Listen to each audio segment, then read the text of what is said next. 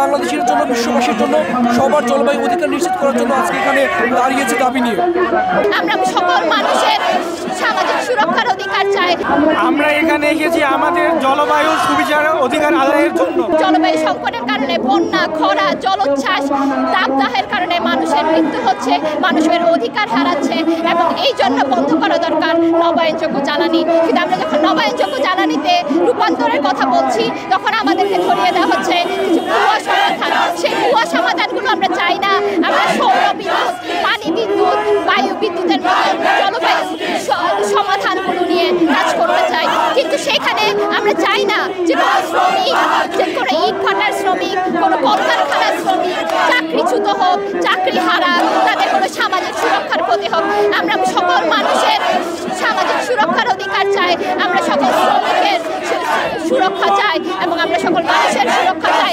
এজন্য দরকার জলবায়ু সুবিচার এবং তার জন্য বিশ্বের নেতাদেরকে আমাদেরকে ক্ষতিপূরণ দিতে হবে, ন্যায্য রূপান্তর নিশ্চিত করতে হবে, জলবায়ু অর্থায়ন করতে হবে এবং ছোট ধরনের দান খয়রাত করা যাবে না, কোনো ধরনের লোন দেওয়া যাবে না।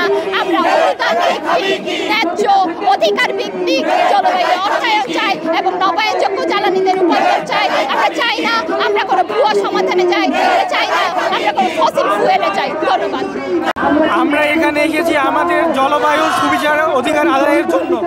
আপনারা দেখতে পাবেন বাংলাদেশ এখন 2050 সালের মধ্যে বাংলাদেশের 19% জমি পানির নিচে চলে যাবে, কিন্তু এর সম্পূর্ণ দায় হচ্ছে পশ্চিমা বিশ্বের, আমেরিকা থেকে ইউরোপ এবং চীন সহ উন্নত দেশের জলবায়ু পরিবর্তনে তারা দায়ী। তাদের অপকর্মের কারণে আমরা ক্ষতিগ্রস্ত হচ্ছি। আমরা আমাদের ন্যায্য অধিকার চাই। আমরা চাই জলবায়ু সুবিচার নিশ্চিত করতে।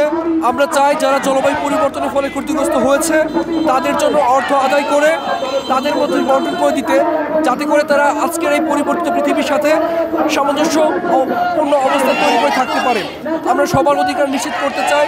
জলবায়ু পরিবর্তনের ফলে যে শ্রমিকরা ক্ষতিগ্রস্ত হয়েছে, যে খেটে খাওয়া মানুষরা ক্ষতিগ্রস্ত হয়েছে, যে কৃষকরা ক্ষতিগ্রস্ত হয়েছে, আমরা সবার অধিকার আদায়ের জন্য, সবার জন্য, আমাদের বাংলাদেশের জন্য, বিশ্ববাসীর জন্য সবার জলবায়ু অধিকার নিশ্চিত করার জন্য আজকে এখানে দাঁড়িয়েছে দাবি নিয়ে।